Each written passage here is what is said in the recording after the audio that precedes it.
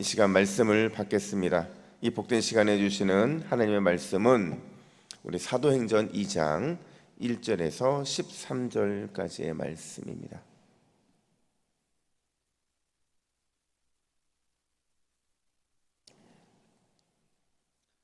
사도행전 2장 1절부터 13절까지의 말씀, 화해와 사명의 성령이라는 제목으로 오늘 말씀을 받겠습니다. 우리 1절부터 13절까지 함께 교독합니다.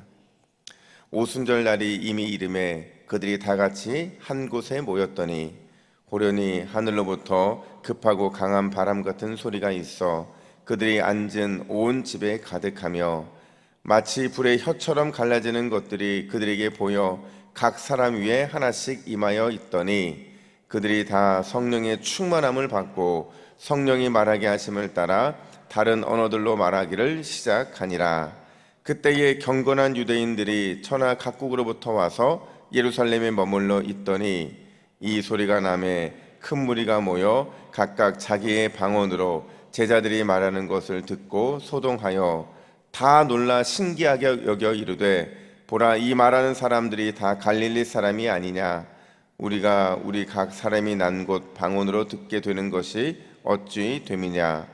우리는 바데인과 메데인과 엘람인과 또 메소포타미아, 유대와 갑바도기아, 본도와 아시아, 부르기아와 밤빌리아, 애굽과 및 구레네에 가까운 리비아 여러 지방에 사는 사람들과 노마로부터 온 나그네 곧 유대인과 유대계에 들어온 사람들과 그레데인과 아라비아인들이라. 우리가 다 우리의 각 언어로 하나님의 큰 일을 말함을 듣는도다 하고 다 놀라며 당황하여 서로 이르되 이 어찌 된 일이냐 하며 함께 읽겠습니다.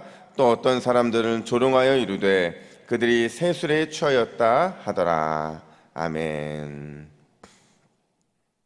여러분, 세계적인 복음 전도자였던 빌리 그레엄 목사님, 여러분 소천하셨지만 그분의 영향력은 아마 모두 다 인정할 겁니다. 근데 목사님에게도 늘 기도할 때마다 아픈 손가락이 있었다고 해요. 실제로 아픈 손가락이 아니고요, 그 문제의 아들이었던 자기의 플랭클린이라는 아들이 있는데 이 아들이 너무 방탕한 겁니다. 늘 술에 취해 살고 또 심지어 마에게 찌든 삶을 살면서 참 아버지를 힘들게 했는데, 진짜 아버지를 힘들게 한 게 뭐였냐면요, 이 아들이 아버지의 사역의 방해거리가 되는 거예요. 그러니까 늘 교회에서나 어디를 가든지 공공연하게 아버지가 전하는 복음은 거짓말이라고 말을 하기도 했고, 또 심지어 아무리 자기한테 설명해 자기는 하나님을 믿을 수 없다, 하나님은 없다고 생각한다, 이렇게 늘 말해왔다는 거예요. 이런 복음 전도자의 아들이 이러니까 얼마나 마음이 힘들었겠어요. 근데 이제 하루는 밤늦게 이제 본인의 개인 비행기를 타고서 이렇게 파티로 가던 중에 갑자기 비행기에서 연료가 바닥나는 사건이 발생하게 돼요. 근데 문제는 이제 통신 장비까지 고장이 나서 구조를 요청할 수 없는 상황까지 되게 된 겁니다.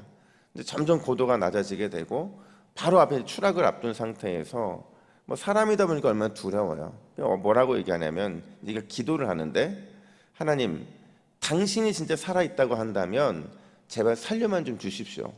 만약에 당신이 나를 살려주면 저는 당신이 살아있는 것을 믿겠습니다. 아니, 그게 부족하면 당신이 살아있음을 전하는 그 복음 전도자, 아버지 같은 복음 전도자 제가 되겠습니다라는 이런 고백을 하게 되는 거예요.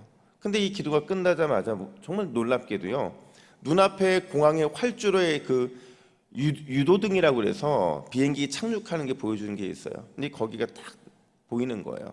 그래서 깜짝 놀라고 또 감사하는 마음으로 이제 불표에 따라서 안전하게 착륙을 하게 되는데, 너무 감사하잖아요. 그래서 공항 직원에게 찾아가서 이 감사하는 말을 전하려고 갔는데 직원이 깜짝 놀라는 거예요. 왜냐면요, 직원이 그때 유도등을 튼 이유가 뭐였냐면, 이제 자기가 교회를 다니는데 자기 교회 목사님이 신방으로 온 거예요, 직장으로. 근데 자기 직장에 보여줄 게 뭐가 있겠어요. 그래서 딱 한 번 그냥 유도등을 한번 보여주면 활주로에 불이 쫙 켜지는 게 목사님 마음을 기뻐해 드릴 것 같아가지고 그거 한번 킨 겁니다.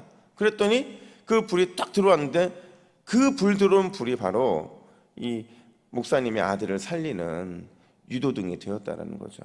말로 설명할 수 없는 타이밍이잖아요.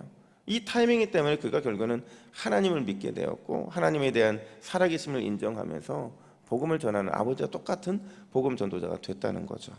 여러분, 기가 막힌 타이밍이라는 게 인생에 있는 것 같아요.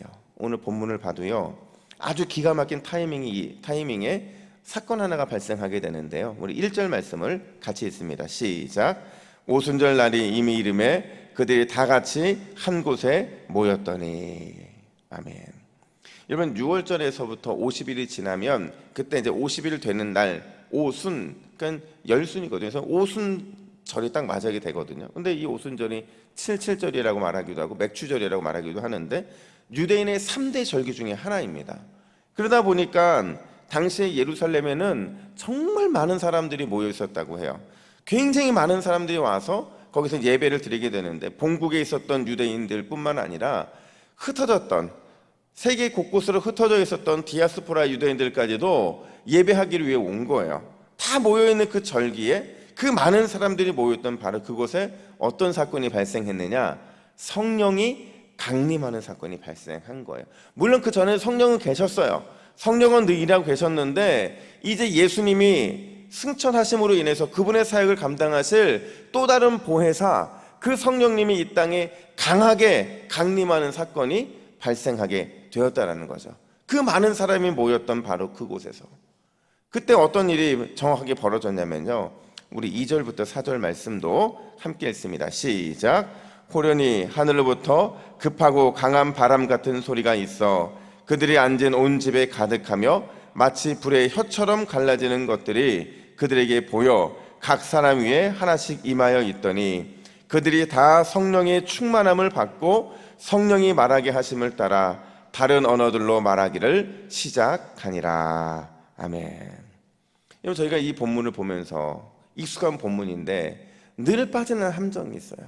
그 함정이 뭐냐면 자꾸 우리가 이걸 실수하는 게 뭐냐면 오순절 성령의 강림 사건을 자꾸 어떤 가시적인 현상으로만 본다는 거예요. 물론 가시적인 현상이 있었던 건 사실이에요.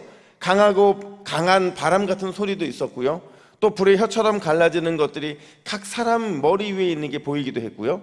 또 다른 언어들, 방언이 나오는 것들을 보게 되었던 거죠. 근데 이 모든 것이요, 성령이 임하셨음을 보여주는 가시적인 증거들이 맞긴 한데 여기에 너무 가시적인 증거들에만 집중하면 안 된다는 거죠. 그럼 뭐가 중요하냐? 이 가시적인 현상보다 더 중요한 게 뭐냐면 그 현상을 설명하는 두 개의 동사예요. 그 두 개의 동사가 뭐냐면 3절에 임했다, 그러니까 성령이 임했다라는 것과 4절에 성령으로 말하기 시작했다라는 겁니다. 이 두 동사가 중요한 이유가 뭐냐? 여러분, 이 두 표현이요, 성령님의 통치, 성령님의 우리의 삶에 대한 다스림을 뜻하기 때문에 그러는 거예요.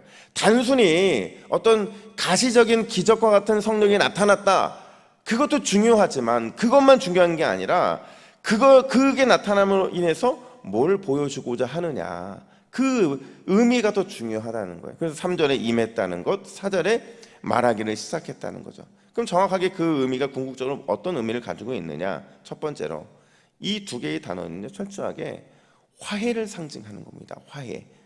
바꿔 말하면 성령님이 강림하신 사건은 화해의 은혜가 임했다라는 걸 보여주는 거예요. 어떤 화해요? 죄와의 화해가 이루어졌다는 거죠. 여러분, 인간이요, 하나님과 이 죄 때문에 어떤 관계였는지를 너무 잘 표현해 주는 게 창세기 6장 3절인데요. 창세기 6장 3절은 이렇게 설명을 합니다. 나의 영이 영원히 사람과 함께하지 아니하겠다. 이게 죄가 관영되어 있을 때 이 홍수로 쓸어버리기 바로 전에 하나님께서 하신 말씀이에요. 나의 영이 영원히 사람과 함께하지 아니하겠다. 여러분, 함께하지 아니하겠다는 게 뭐예요? 통치하지 않겠다는 거예요. 그냥 내버려 두시겠다는 거죠. 이게 인간이 가장 큰, 인간이 받은 저주라는 거예요. 하나님이 창조하셨는데 하나님의 어떤 간섭함 없이, 어떠한 이끄심 없이, 어떠한 도움 없이도 혼자 살아가도록 내버려 두셨다라는 의미이기 때문에 그런 거죠. 여러분, 생각해 보세요. 인간이 인간다워질 수 있는 유일한 조건, 인간이 최고의 행복을 누리고 가장 내가 큰 복을 받았다고 누리는 순간이 언제냐?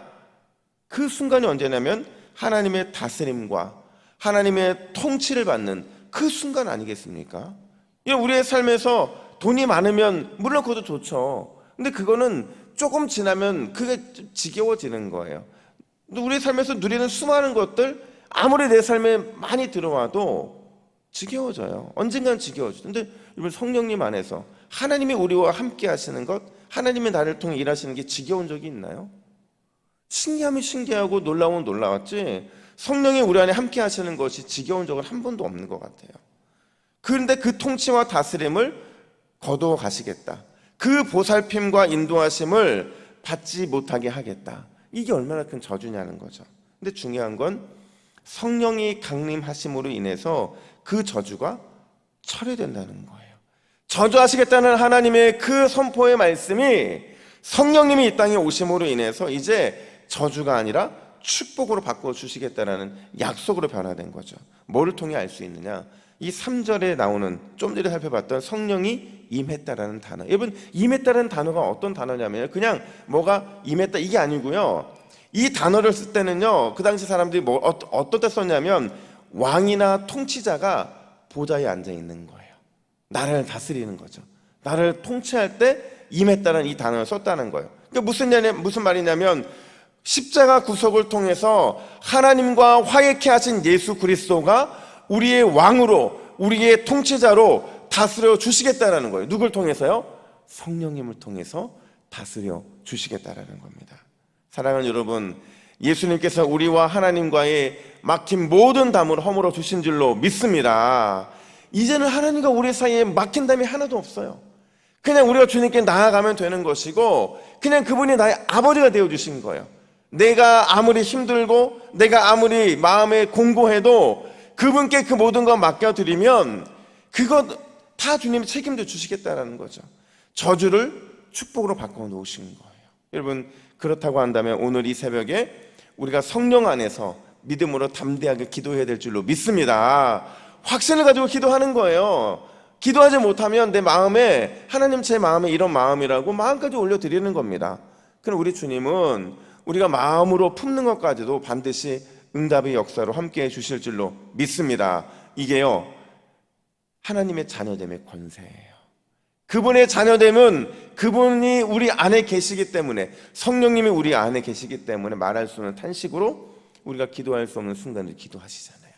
그러니까 우리가 오늘 이 새벽에도 그 확신을 가지고 기도한다고 한다면 은혜의 보좌 앞에 담대히 나아가게 될 줄로 믿습니다. 뿐만 아니라 두 번째로 사명의 회복이 일어났다는 거예요.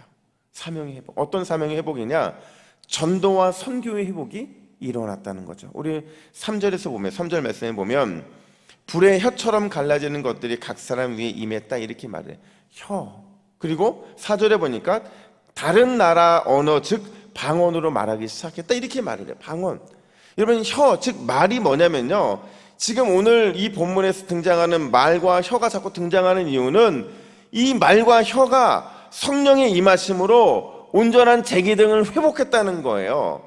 그 온전한 제기능에는 뭐예요? 여러분, 바벨탑 사건이 왜 발생했습니까? 바벨탑 사건이 발생한 이유는 홍수를 피하고자 사람들이 바벨탑에 쌓았기 때문인 거예요. 같은 언어이다 보니까 이제는 우리가 아무리 폐역하게 살아도 하나님의 심판받지 않도록 좀 바벨탑이란 높은 탑을 쌓아보자. 그때 하나님이 치시잖아요. 뭘로요? 언어를 치시잖아요. 언어를 혼란케 해서, 혼잡케 해서 하나의 언어를 나눠버리시잖아요. 근데 그게요, 성령의 임하심으로 인해서 그 언어에 개입하셔서 복음 전파를 위해 언어를 회복시키는 사건이 바로 오늘 본문에 등장한다는 거예요. 그 나라 언어 말로. 그 당시에 수많은 사람들이 와 있었는데 놀라는 거죠. 그러니까 그들은 몰랐을 거예요. 어떻게 우리가 하는 이 말들을 지금 저 갈릴리 사람들이 지금 다양한 언어로 말을 하는지 너무 놀랐을 거예요. 근데 그 놀라는 표현이 뭐예요? 이제 너희의 말과 혀는 주님이 회복시켜 주신 주님의 것이라는 겁니다. 너희가 그 주님의 회복시킨 주님의 것을 가지고 있다면 복음을 위해서 그 혀를 사용하고 전도와 선교를 위해서 그 말을 사용하라는 거예요.